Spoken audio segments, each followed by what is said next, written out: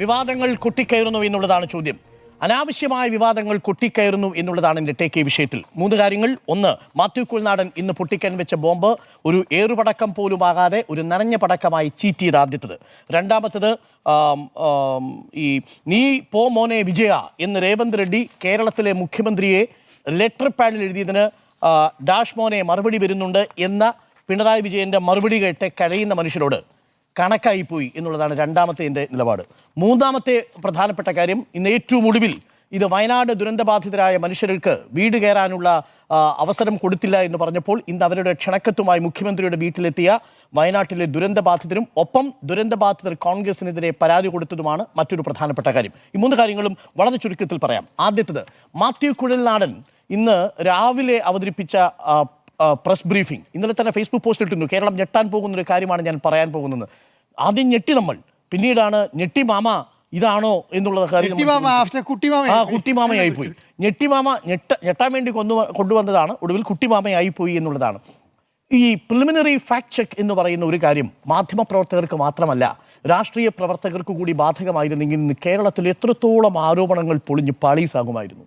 ഇന്ന് മാത്യു കുഴൽനാടൻ കൊണ്ടുവന്ന് പറയാൻ വന്നത് എന്താ?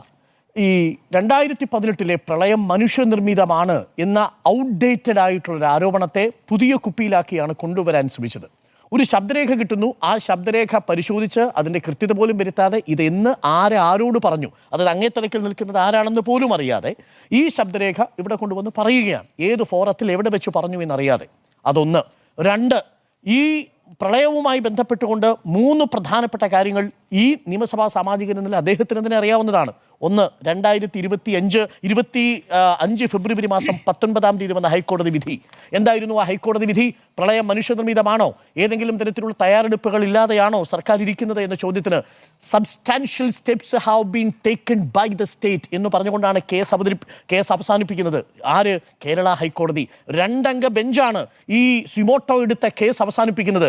എല്ലാ നടപടിക്രമങ്ങളും കൃത്യമായി തന്നെ പോകുന്നൊരു സാഹചര്യത്തിൽ കോടതിയുടെ മേൽനോട്ടം ഇതിനാവശ്യമില്ല എന്നുള്ളതായിരുന്നു ആ വിധിയിൽ പറഞ്ഞിരുന്നത്. അപ്പോൾ ഹൈക്കോടതി വിധി പറയുന്നു ഇതൊരു മനുഷ്യനിർമ്മിതമായ പ്രളയമല്ല, സ്റ്റേറ്റ് സബ്സ്റ്റാൻറ്റീവായ സ്റ്റെപ്പുകൾ എടുത്തിട്ടുണ്ട്, 2020 ശേഷം പ്രത്യേകിച്ചും കൃത്യമായ സ്റ്റെപ്പുകൾ എടുത്തിട്ടുണ്ട് എന്നുള്ളത് വളരെ കൃത്യമായി തന്നെ ഹൈക്കോടതി വിധിയിൽ പറയുന്നു.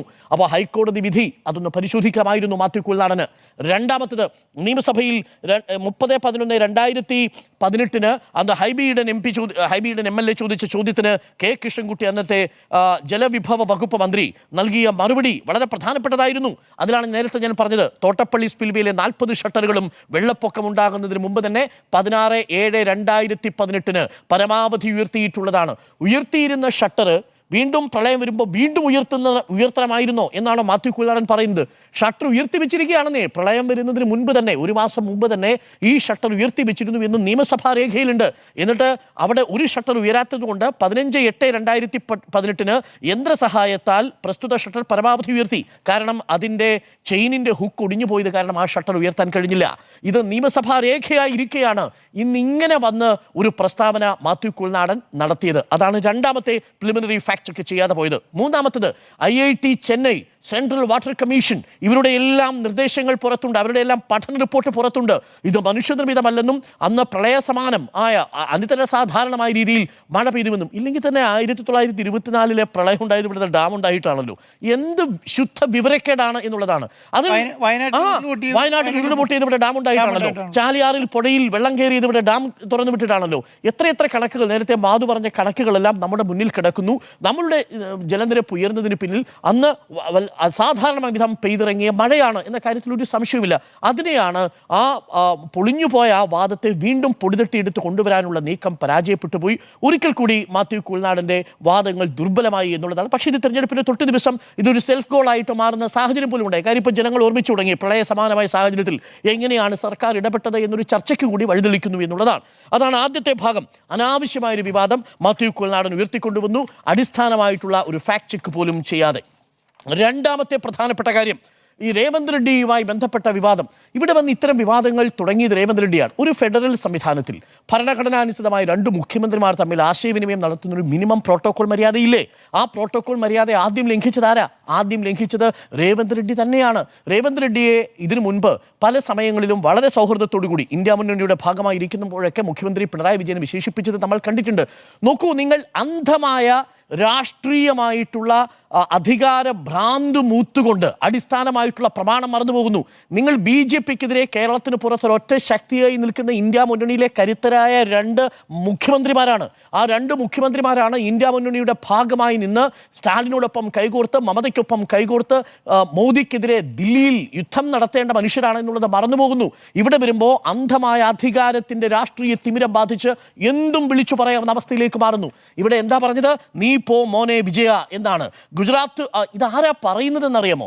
ഞാൻ 2024 മാർച്ച് മാസം 5-ാം തീയതി ടൈംസ് ഓഫ് ഇന്ത്യ പ്രസിദ്ധീകരിച്ച റിപ്പോർട്ട് കാണുകയായിരുന്നു. ആ ടൈംസ് ഓഫ് ഇന്ത്യ പ്രസിദ്ധീകരിച്ച റിപ്പോർട്ടിൽ അന്ന് അഡിലാബാദ് എന്ന് പറയുന്ന സ്ഥലത്ത് വെച്ച് ഈ നരേന്ദ്രമോദിയും രേവന്ത് റെഡ്ഡിയും തമ്മിലൊരു കൂടിക്കാഴ്ച നടക്കുന്നുണ്ട്. ആ കൂടിക്കാഴ്ചയെക്കുറിച്ച് പത്രം വിശേഷിപ്പിച്ചിരിക്കുന്നത് ഇങ്ങനെയാണ്: Telangana CM Revanth Reddy calls prime minister Narendra Modi elder brother.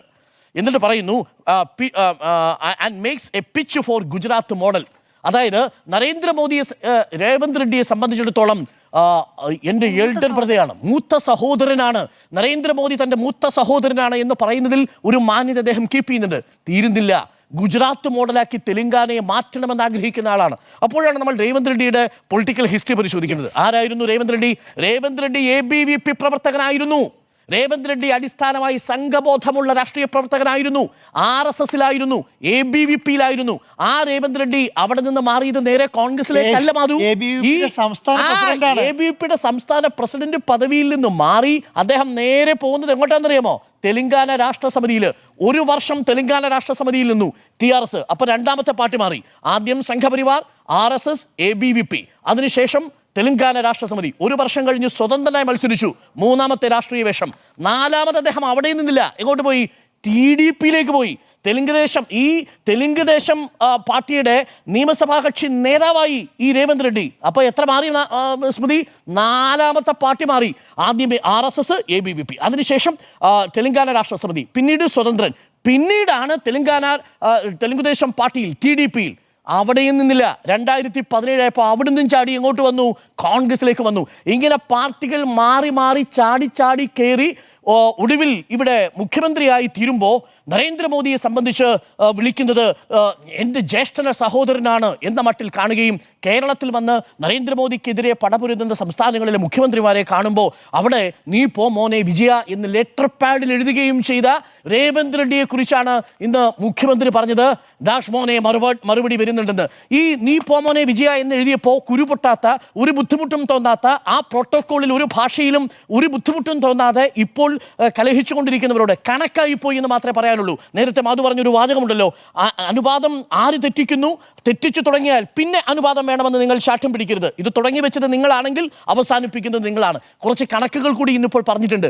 എവിടെ നിൽക്കുന്ന തെലങ്കാന കേരളത്തിന്റെ വികസന സൂചികയിൽ, സുസ്ഥിര വികസന സൂചികയിൽ നമ്മൾ 1ാം സ്ഥാനത്ത് 79 പോയിന്റുമായി നിൽക്കുമ്പോൾ 6ാം സ്ഥാനത്ത് നിൽക്കുന്ന തെലുങ്കുദേശത്തിന്റെ അല്ലെങ്കിൽ തെലങ്കാനയുടെ മുഖ്യമന്ത്രി കേരളത്തെ പഠിപ്പിക്കാൻ വരരുത്. അഴിമതിയിൽ ഏറ്റവും കുറവുള്ള സംസ്ഥാനങ്ങളുടെ പട്ടികയിലാണ് കേരളം. തെലങ്കാനയോ അഴിമതിയിൽ നോക്കൂ, ഏറ്റവും കൂടുതൽ അഴിമതിയുള്ള സംസ്ഥാനങ്ങളിൽ 6ാമത് നിൽക്കുന്ന സംസ്ഥാനത്തിന്റെ പേരാണ് തെലങ്കാന. ഏറ്റവും കൂടുതൽ അഴിമതിയുള്ള സംസ്ഥാനങ്ങളുടെ പട്ടികയിൽ 6ാമത് നിൽക്കുന്ന തെലങ്കാന, അഴിമതിക്ക് പിന്നിൽ നിൽക്കുന്ന കേരളത്തിലെ മുഖ്യമന്ത്രിയെ പഠിപ്പിക്കാൻ വരരുത് എന്ന് മാത്രമാണ് നമുക്ക് ഈ ഘട്ടത്തിൽ പറയാനുള്ളത്. കവിത എന്ന് പറയുന്ന BRSലെ നേതാവ് പറഞ്ഞൊരു വാചകമുണ്ട്. ആ പറഞ്ഞ വാചകം ഇതാണ്: ഗ്യാരണ്ടി. ഇവിടെ 6 ഗ്യാരണ്ടികൾ പോലും പൂർത്തിയാക്കാത്ത രേവന്ത് റെഡ്ഡി പറയുന്നത് കേട്ട് നിങ്ങൾ കേരളം ഇരയായി തീരരുത് എന്നാണ് കവിത എന്ന് പറയുന്ന മന്ത്രി പറയുന്നത്. ആരാ കവിത? കോൺഗ്രസ് പരാതി കൊടുത്തതിനെ തുടർന്ന് ആം ആദ്മി പാർട്ടി നേതാവിനോടൊപ്പം ജയിലടയ്ക്കപ്പെട്ട കവിത. ആ കവിത ഒടുവിൽ കുറ്റവിമുക്തയായി പുറത്തു വന്ന കവിതയാണ് BRSന്റെ. ആ കവിത പറയുന്ന വാചകമാണിത്. അപ്പോൾ ഈ 2 കാര്യങ്ങളും നമ്മുടെ മുന്നിലുണ്ട് എന്നുള്ളതാണ്. അപ്പോൾ രാഷ്ട്രീയ തിമിരം ബാധിച്ചുകൊണ്ട് എന്ത് പറയണം എന്നുള്ളത് മറന്നു പോകുന്നു ഈ തെരഞ്ഞെടുപ്പിൽ എന്നുള്ളതാണ് ഏറ്റവും പ്രധാനപ്പെട്ട കാര്യം. 3ാമത്തത്, ഇപ്പോഴും കോൺഗ്രസ് നേതാക്കളോട് ഈ വയനാട്ടിലെ വീടിനെ കുറിച്ച് ചോദിക്കരുത് കേട്ടോ. അവർ ചോദിച്ചുകൊണ്ടിരിക്കുന്നത് എന്താ, ടൗൺഷിപ്പുമായി ബന്ധപ്പെട്ട് വീട് നിങ്ങൾ കൊടുത്തില്ലല്ലോ എന്ന്. ഇന്ന് ടൗൺഷിപ്പിലെ ദുരന്തബാധിതരായ മനുഷ്യർ മുഖ്യമന്ത്രിക്ക് ക്ഷണക്കത്തുമായി വന്നു. എന്നിട്ട് ഞങ്ങൾ വീട് ഗൃഹപ്രവേശനത്തിന് തയ്യാറാണ് എന്ന് പറഞ്ഞു. മുഖ്യമന്ത്രി പറയുന്ന സമയത്ത് ഒരാൾക്ക് പോലും പരാതി ആ ടൗൺഷിപ്പിൽ നിന്ന് നമ്മൾ ഈ നിമിഷം വരെയും കേട്ടിട്ടില്ല കേട്ടോ. ഇതെല്ലാം ഈ തെരഞ്ഞെടുപ്പിന് മണിക്കൂറുകൾക്ക് മുമ്പ് ജനസമക്ഷമാണ് നിൽക്കുന്നത്. അനുവാദരഹിതമായിരുന്നു ചില വിവാദങ്ങൾ എന്ന് പറയാൻ നിവൃത്തിയില്ല. കൃഷ്ണദാസ് അടക്കമുള്ളവരുടെ കാര്യം സ്മൃതി പറഞ്ഞതുകൊണ്ട് ഞാൻ അതിലേക്ക് പോകുന്നില്ല. കൊട്ടിക്കയറിയത് വിവാദങ്ങളാണ് എന്നുള്ളത് ഉറപ്പാണ്.